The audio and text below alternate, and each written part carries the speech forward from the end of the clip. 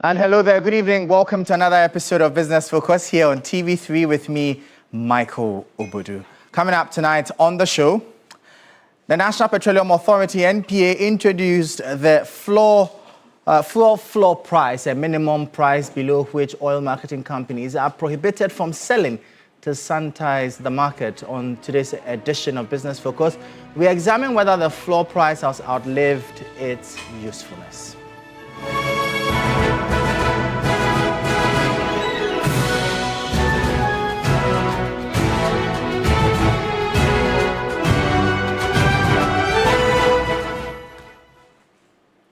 And as always, Business Focus is sponsored by EcoBank and Telecel. Now, every day people face different emergencies: police emergency, fire emergency, medical emergency, you name it. But many Ghanaians don't know their emergency numbers. So here's one you'd always want to remember: star 770 hash. Yes, star 770 hash is a new EcoBank money emergency number. Star 770 hash gives you instant access to loans, fund transfers, utility payments, airtime and data purchases, and so much more even without data. So there's no need for you to panic when you find yourself in any money emergency. EcoBank will always come to your rescue. So dial star 770 now, hash for your solutions to your money emergencies. EcoBank, the Pan-African Bank and proud sponsor of Business Focus. We'll turn our attention quickly now to the currency and the commodities market as well as the Treasury bill front. Then we'll segue straight into our conversation for today. So take you straight to the board where we'll bring you updates from the commodity front. And on the global commodity front, cocoa currently is selling at $5,076 per ton. The price is up by some $110. Gold is at $4,668 per ounce. The price is up by over $72. Crude oil, on the other hand, is at $64.05. It's lost some $0.08. On the foreign exchange market, the dollar currently will be bought from you at 10 cedis 83 pesos, sold to you at 10 cedis 84 pesos. The pound will be bought from you at 14 cedis 54 pesos, sold to you at 14 cedis 56 pesos. The euro at 12 cedis 61 pesos and sold to you at 12 cedis 62 pesos. But be guided that these figures will be much higher at a forex bureau near you. On the Treasury bill front, the 91-day bill is going for 11.19%, 182-day bill is going for 12.65%, 364-day bill is going for 12.98%. And we do understand that government, again, experienced quite impressive oversubscription. They were able to raise over $10 billion cedis from the market, quite higher than the targets that they had hoped to achieve. This is Business Focus here on TV3. We'll go for a quick break. When we come back, we'll delve into our topic for today. Stay tuned.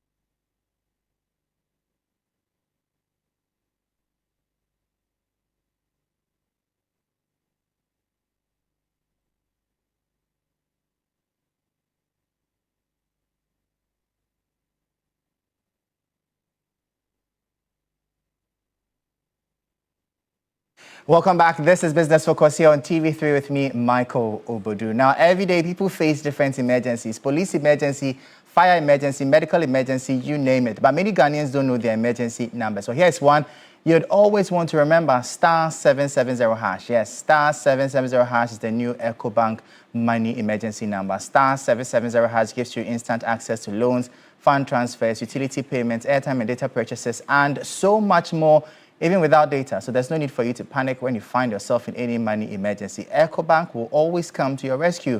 So dial *770# now for solutions to your money emergencies. EcoBank, the Pan-African Bank and proud sponsor of Business Focus, as well as Telecel.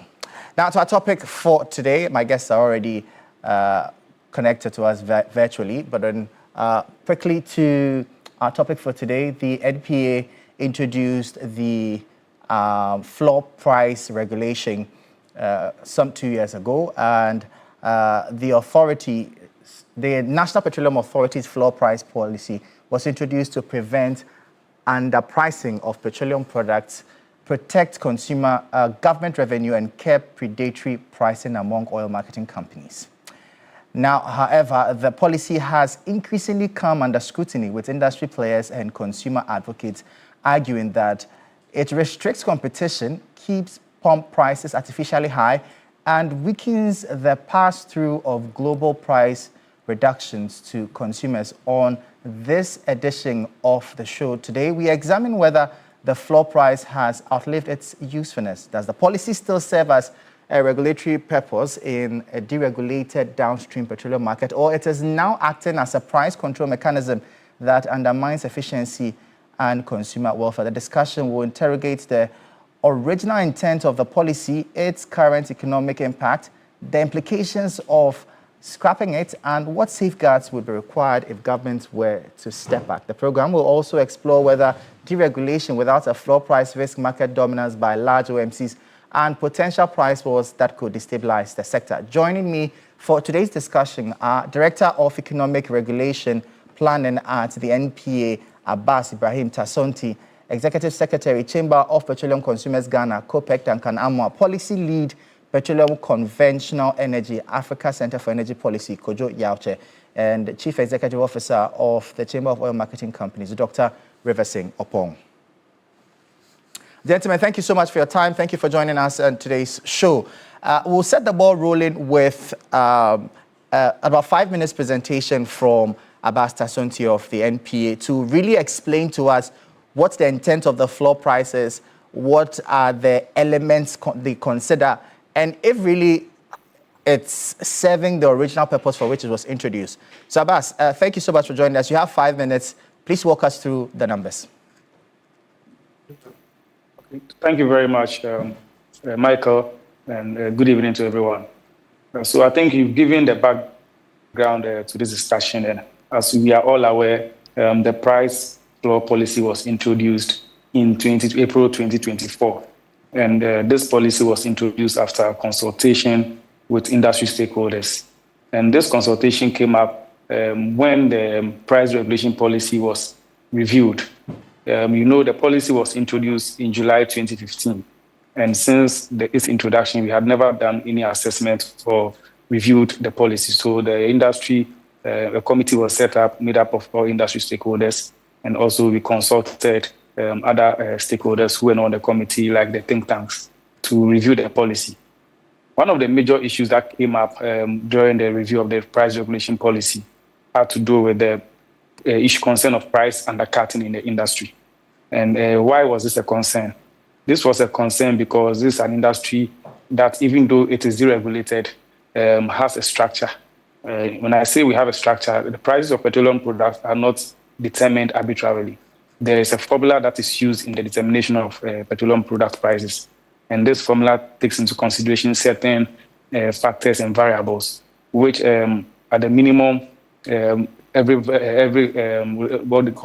PSP, petroleum service provider, must incur or incurs before they can supply the petroleum products. We look at the world market price or the actual cost of the products, how you land it, storing it, and then if you are an oil marketing company, after you bought the products from the importer, whom we usually call the BDCs, you also have to pay certain taxes, or there are certain taxes and fixed levies in the price before you add your margins, and then you sell to the consumer. So all these are taken into consideration to arrive at the pump price. So with the concern of price undercutting, it was realized that some companies were, even though they have to pay these taxes or make a refund or pay the levies to government, they were selling at price that were quite unreasonable. And this threatened the sustainability of the industry. In as much as the MPA is mandated to protect consumers, the MP is also required or mandated to protect the industry and ensure that there's fair competition and fair practices, pricing practices in the industry. So the price floor formula or policy was introduced. What goes into this price floor formula? Like I said, there's a formula that we use to determine price of petroleum products. When deregulation was introduced, what was taken out was, instead of MPA determining the margins for importers as a BDCs and also the margins for marketers, the formula MPA still communicates to the industry what formula to use to set prices. And this formula will always state the statutory margins, state which benchmark price to use on the global market, and some of the costs that the BIDEX incur. And also on the OMC side, the fixed taxes, levies, and statutory margins. All these are clearly stated in the formula. And then the marketers and the BIDEX are allowed to independently determine their premiums or operating margins. And this is where the competition in the industry comes in. So you realize that the formula, there are fixed components that apply to all of them. However, OMCs or marketers are able to determine their price independently when they now look at their cost of doing business. So if you are more efficient, definitely your marketer's margin will vary from the other person. So some who are able to negotiate properly or more efficient in their negotiations with BDCs get better prices from there. And then also those who are more efficient in their operations can then also have better operating margins and be more competitive at the pump. There are also several ways that the marketers compete amongst themselves. So and that's how come we now have variations in prices at the pump. So the price floor formula excludes these variables, which are the operating margins of the BDCs and the margins of the marketers. And that's how come the price floor is such that it is unreasonable, or it will be unreasonable for anyone to be able to sell petroleum products beyond the price floor. And it is also the reason why, if you monitor or you've been monitoring, you realize that rarely do you see any other marketing company sell at the price floor, because this price floor, like I said, excludes those operating margins. You would have to definitely have a margin as a player. No OMC operates without a cost. And your marketer's margin is where your cost is covered. Okay. So you can have a very low marketer's margin, but to have zero marketer's margin or zero operating margin, that is quite questionable. And it is not sustainable. So maybe as an introduction, this is how I will explain how the price floor was arrived at and how the formula works. Okay. Now, in all that you've said, I know as a regulator, you're to serve both the interest of consumers and PSPs as like. But it looks like in all the explanation that you've given for the floor price, the focus is on the consumer, and others is on the OMCs, and some argue that at the detriment of consumers. What's your response to that? So you realize that ultimately all this is to ensure that the consumer benefits, because if the industry is not sustainable and consumers are not, the operators or suppliers are not in good standing to supply the products, the consumer will be the ultimate one to suffer. So we need a strong industry to be able to continue to supply petroleum products to consumers. So this is not at the detriment of consumers. If any industry is to stand strong, the consumer benefits, because we can then have a very competitive industry. We don't want to behave like ostriches, where we deceive ourselves that people are selling at any price, a very low price, which are unrealistic. Mind you, whenever people are cutting corners and giving you some prices, sometimes there's a price to pay for that. One of the things we realized previously, before even this policy was introduced, was that some of the people who were selling at very unrealistic prices, in most cases, they were engaged in illicit activities or evading taxes. And that's how come they are able to sell at those unrealistic prices. Okay. So it's either that, or someone is trying to do what we call predatory pricing, where a big player can deliberately use predatory pricing to kill its competitors and then later gain monopoly or dominance and then come back to price higher. So all these are not fair market practices. So this policy is ultimately to protect the consumer. MPA will not bring a policy that will put the consumer in a disadvantage. Okay. Remember, the price deregulation policy itself is what has brought about the competition we are enjoying today, where we have some marketers, some marketers giving best price. Let me also say that as marketers, companies are not prevented from running promos that can give consumers more value. For example, a company can decide that if you buy 5 liters, I'll give you 1 liter free. These are all ways that they can give consumers more value. But these policies and these guidelines are in place to ensure that the industry is sustainable and sustain the industry for us to be able to continue to have petroleum products on the market. It's quite surprising that you use such an example, because that takes us back to square one. If I'm allowed to sell 5 liters and give 1 liter free, then that's basically the same as on an average price selling below the floor price. But it's a promo. Promos don't stay forever. That's why I said if anyone wants that is fine. We can decide to run promos every month, but we'll see how that goes out. But let me speak to Dr. Rivasyong Oppong from the Chamber of Oil Marketing Companies. It looks like NPA is singing your song. I'm sure you're happy with what they're saying. Michael, I don't think it's NPA singing anybody's song or anybody singing NPA's song. Before I joined the chamber 2 years ago, this decision had been made with my predecessor and the board at that time. So this was an industry request to NPA. And I have taken my time from yesterday to today, read all engagements with NPA and the chamber at that time. It was indeed meant to protect the industry and also the consumer. And let's be fair with ourselves. And Michael, you can tell me if I'm wrong. For the past 2 years, I don't believe that the chamber or the oil marketing companies have been cheating in terms of pricing to any consumer.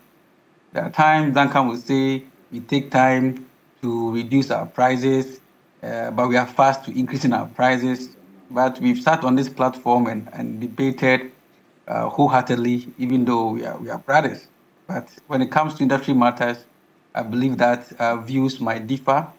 Our concerns might be at loggerheads, but that does not stop us from fighting for the industry. And let me say that this has called for an emergency board meeting this week for the chamber to review where we stand. And I believe that if you ask me today, should we really scrap floor price? My answer would be no. And we need to have a discussion around it with the whole industry. Because today, if you look at the benefit we've had from it, and also the challenges, this is to say that there have been challenges, which Abbas is aware. The chamber have written to NPA several times when we see members who are underpricing. Pricing below the floor price. We alert NPA to check the implementation. That will call for a review, and that will also call for us having a digital, if possible, monitoring mechanism so that we can stop it. You know, if you look at the disadvantage that price undercutting brought to the regulators, that is GRA, NPA, and even BOST, due to the fact that some OMCs were forced to sell below their average breakout point because their neighbors were selling far below a price that they could not even sell a liter. You understand? So this is what we're talking about. This also boils down to the fact that, yes, today we have market saturation, which is one of the factors. That is why we have quite a number of issues that the industry faces. You were here when GRA mentioned that they've pounded 10 trucks, which had not paid duties and taxes. Where are they? We've written to GRA many times requesting for the details of those trucks. We have no answer. Okay. This will go to a station that will therefore not pay the necessary taxes and will not even consider paying selling at any floor price. If you have such a person near you and he's selling at even seven cities, he's going to make profit. because it's That's not a paying fair argument, anything. but that is where people like Duncan probably struggle with accepting this position, because it looks like instead of dealing with the problem, MPA is looking at the symptom, and I'm sure that's Duncan's position. Duncan. Well, Michael, you couldn't have been far from my thinking, and for that matter, the thinking of most Ghanaians. You have regulatory lapses or failure, i.e., MGO is allowed to come onto the market, and for that matter, the person selling AGO that has bought genuine product will struggle to compete with the person who brought in the MGO because it doesn't attract all taxes and it's cheaper. Again, some would also find, innovative ways to pump or load premix and then go for blending, and then it will end up also at the forecourts. Again, that is a regulatory lapse that we should be addressing. Now, instead of addressing these together with the off-spec products that we often find on the market, instead of addressing them holistically, we say that, look, people would find a way to get product cheaper or bypass the system to get cheaper product in order that they do not engage in an unfair market competition. Let's set a price that they should not sell below. And so what I have said is this: if the person has gone to probably steal the product or found a way to beat the taxes or bypass the system to bring product and would have wanted to sell it 8 cedis, then we set a floor pricing that says go to 9 or 10 Ghana cedi. That is the acceptable rate for which you sell it. You are only enhancing the profit of these illegal operators or activities. You're only enhancing their profits because clearly they could have sold at 8 and they will still have made it anyway. And so if you don't stop the regulatory lapses, you may end up thinking that setting a floor price is the solution. But the problem really is not the floor price. So the floor price would actually be incentivizing people to creating the to even steal. To steal yes, even more. And to do the bad things the more because if I am able to beat the system, get MGO, right? Which may not attract all these taxes that the 4.27 that ordinarily you pay. It means that I can be able to sell lower than anybody who is paying full taxes. So fair basically, point. I would still be engaged. And Michael, listen, the other point I need to make. Briefly, Duncan. Today, most BDCs are doing ex-refinery at, say, 5.6, 5.8, thereabout, right? If you add your taxes, total tax, floors of 4.27, you are coming to about 9.87, right? On the market as of today, some OMCs are trading at 10.87, even 11. Right? What it means is that even their margins alone goes beyond 1 Ghana cedi. Yet, we are only interested in floor, but not the ceiling. So people will be allowed to, as it were, get the product for 9.8 and come to the market and sell for 10.8 or 11. So when they are fleecing the market, that we don't have a problem with. And this is where some of us will have an issue, Michael. Duncan, hold that thought for me. If you are getting everything for about 9.8, why are we coming to 11? So that means that their spread is in excess of 1 cedi, like you've explained. But I'm going to read something from... Duncan, please hold on for me. From an earlier statement from the Africa Center for Energy Policy, ACEP, on this particular issue. And then, Yaoche, maybe you can respond to that. It says, it is time for the NPA to realize that sustaining 200 OMCs and 30 BIDEX cannot be at the expense of the consumer.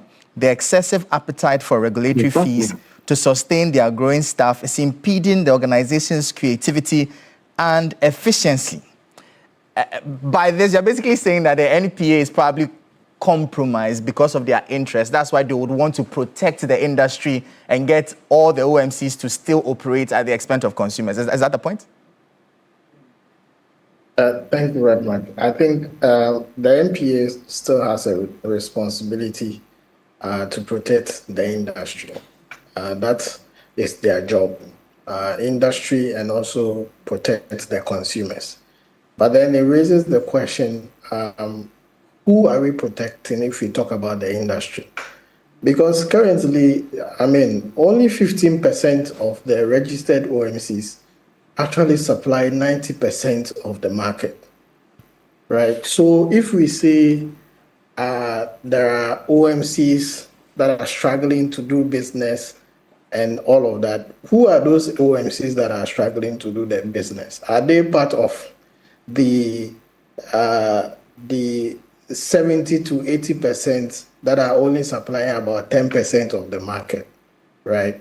So we and Abbas mentioned some of the issues that the price floor is supposed to come in to cure.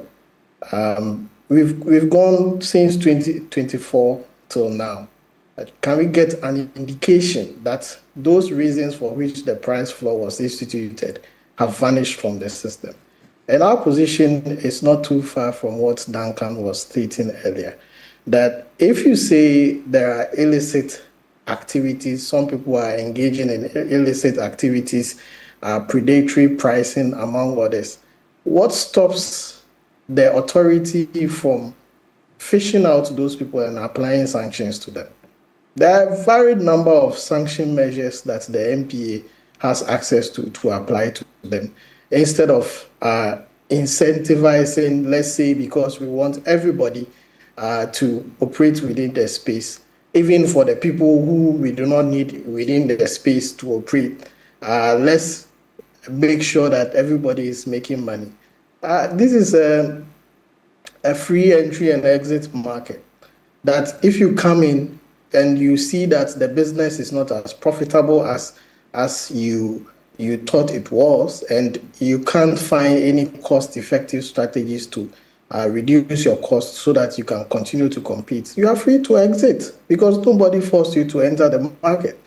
And going back to the point that I made earlier, that only 15% of the registered OMCs supply about 90% of the market. So again, the question is, who in the industry are we protecting? Okay. Good one. Maybe Abbas will respond to some of these questions. But Abbas, I want to go through some of the figures with you for what you use to determine the floor price.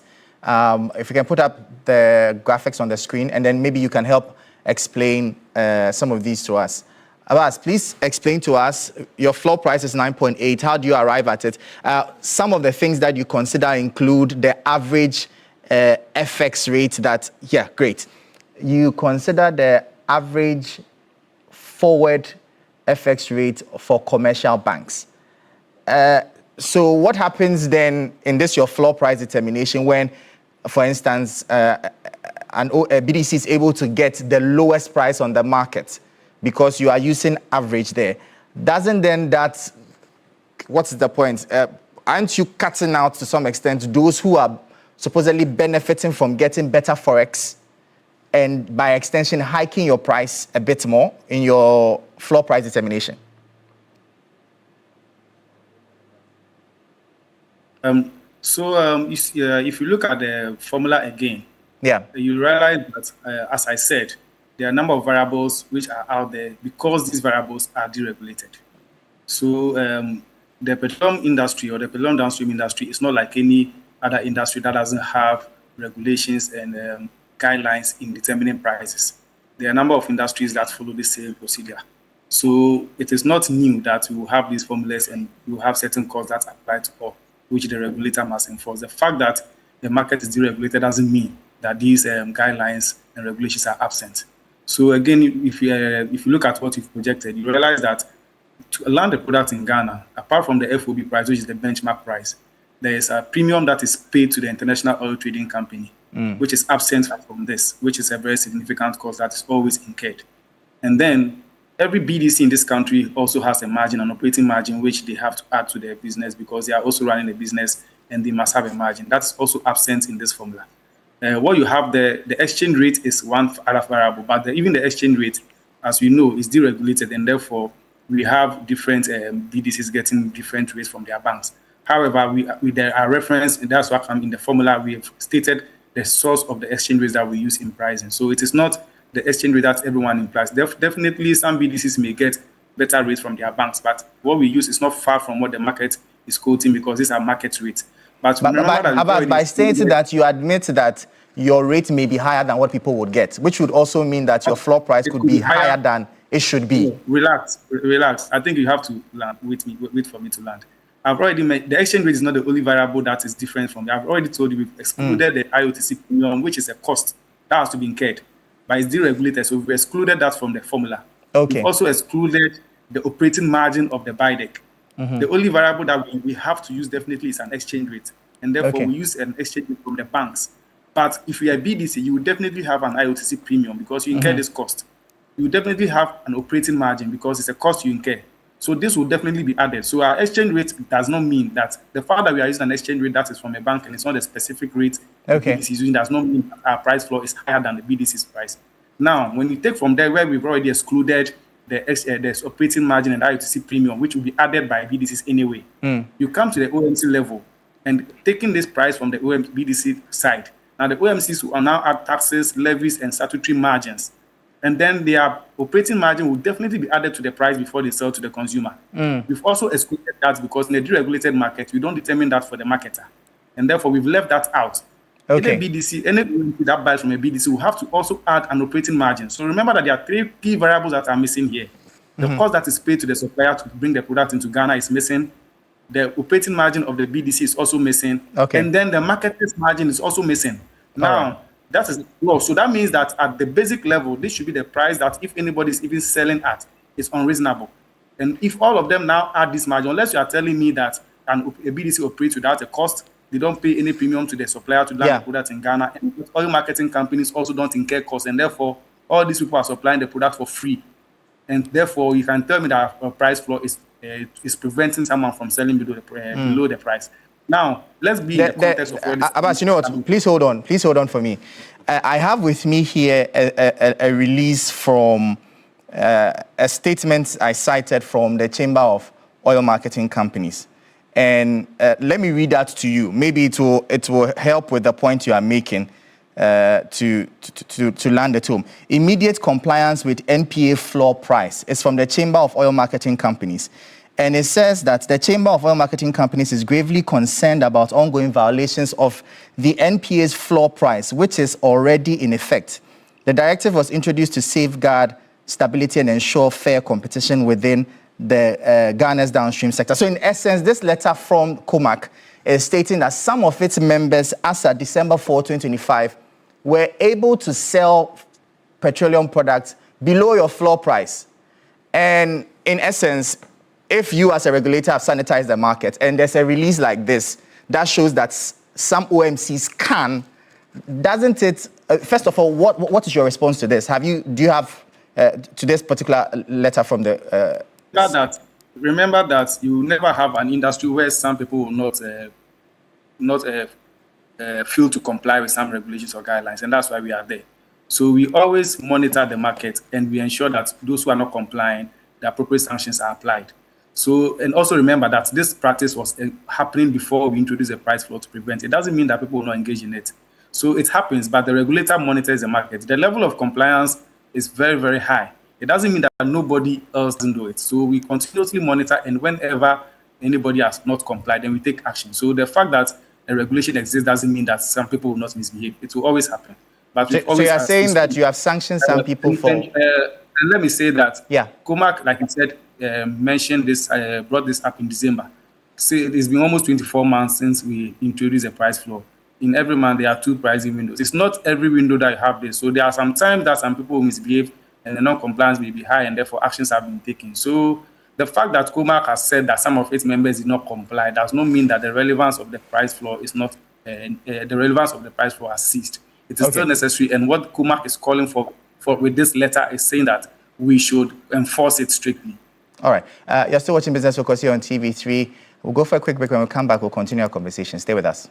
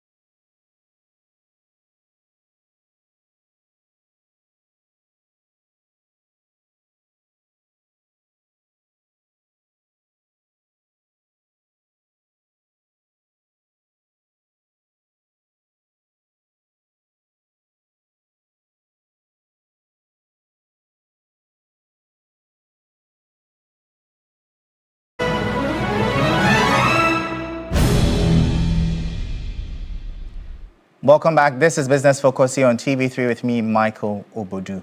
Now, every day people face different emergencies: police emergency, fire emergency, medical emergency, you name it. But many Ghanaians don't know their emergency numbers. Well, here's one you'd always want to remember: *770#. Yes, *770# is the new EcoBank Money emergency number. *770# gives you instant access to loans, fund transfers, utility payments, airtime and data purchases, and so much more, even without data. So there's no need for you to panic when you find yourself in any money emergency. EcoBank will always come to your rescue. Dial *770# now for solutions to your money emergencies. EcoBank, the Pan-African Bank and proud sponsor of Business Focus, as well as Telesol. If you just joined in, we are still on the conversation on the issue of the floor price as to whether it has outlived its purpose or it's actually serving the purpose for which it was introduced. Duncan, I don't know if there's anything you want to respond to on all that Abbas Tasonte has said so far. Michael, the interesting bit was the question you asked earlier. 24 months or almost 2 years since we brought this floor pricing thing. Are we able to sanitize the industry as we would have wished? The answer for me is a big no. As we speak, the illegal products continue to come onto the market. In recent times, you hear all kinds of schemes, and sometimes you hear security agencies themselves involved. One would expect a clampdown on these products, because if you allow them to load the products, if you allow some of the tank yards, right, to engage in mixing products or getting a lot of premix that the fisher folks should have used, if you allow them to go blending them, know that there is a single market source that they will come to sell.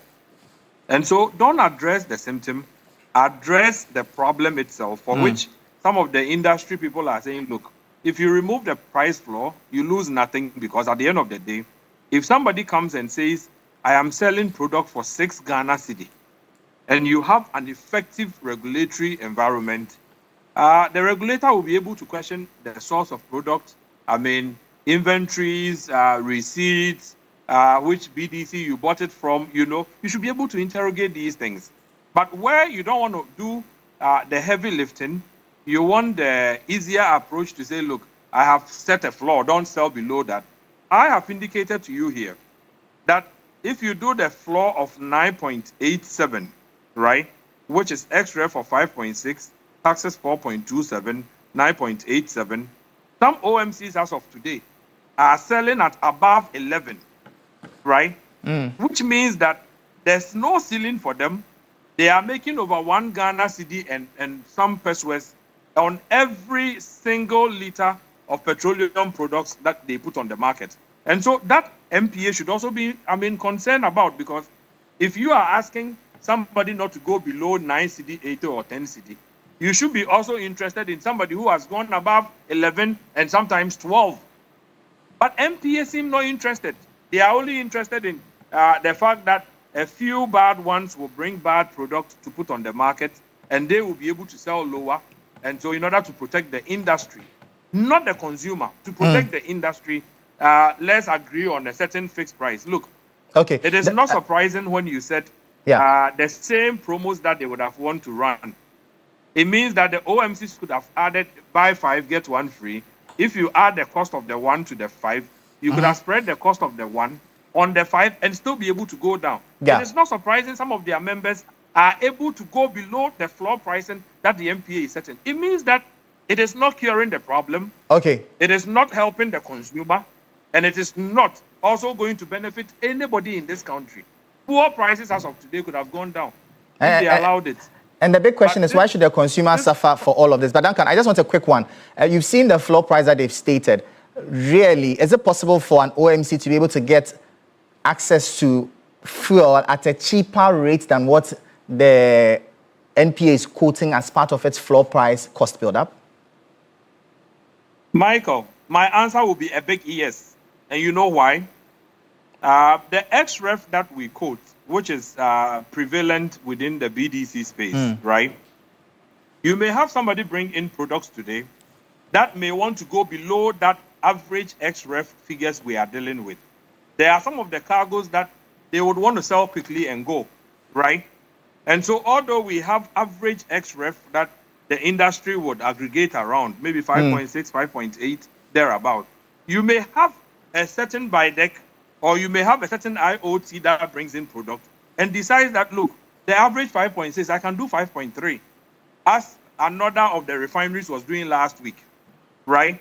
So they may be able to go down.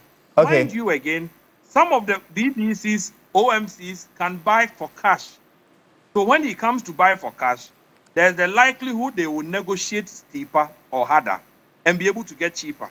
Once they're able to get cheaper, there should be the likelihood that they will sell cheaper at the pumps. Again, lastly, Michael. Yeah, lastly. I have stated this, time without number.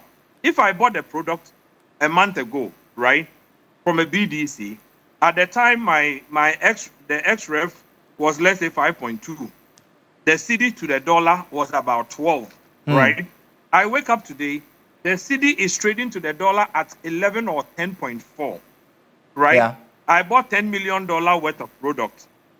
So if I was able to have sold last month or last 2 weeks, I needed about 120 million Ghana cedis, Michael. Then I fast forward to today. The dollar the CD has gained to now close trading at 10.4. So instead of the 120 million Ghana that I needed to pay for the $10 million cargo, what I now need is 104 million Ghana cedis instead of the 120. Michael, there's a variance of 16 million Ghana cedis that I can simply pass on to my consumers. Okay. So I think that the MPA should be mindful. So you're basically saying that the forex there's also movement a very creates point. a lot of room for OMCs to be able to take advantage of. Would you want to?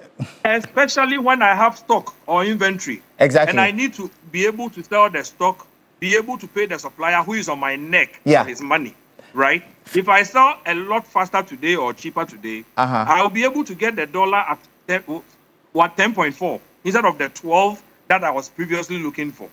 So the dynamics could vary. By all means. I think that the Duncan, let me take final words from Komak before we wrap up. Dr. Opong, you've heard what MP has to say. You've heard also the argument Duncan is making. What do you say, finally?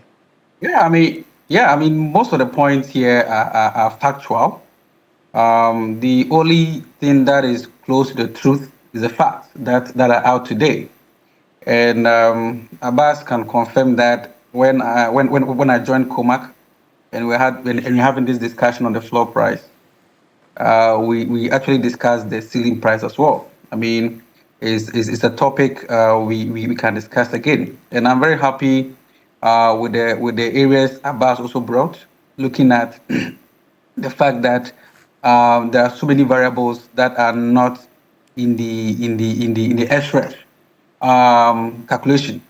It also depends again on where you bought your product from and how you even bought it. Okay, let's not forget that what is happening today is actually a price war. That is very important factor we need to look at. Which is good for consumers anyway. I mean, no doubt. And again, the consumer is you and I. You get it.